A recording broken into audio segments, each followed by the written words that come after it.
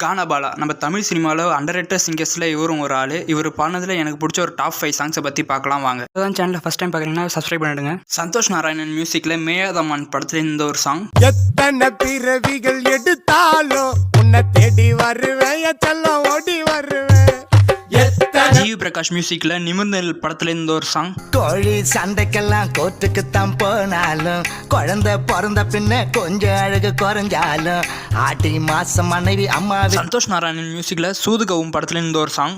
காசு பணம் கொட்டு மணி மணி, காசு பணம் கொட்டு மணி மணி, காசு. ஹாரிஸ் ஜெயராஜ் மியூசிக்கில் என்ன எறிந்தால் படத்தில் இந்த ஒரு சாங்.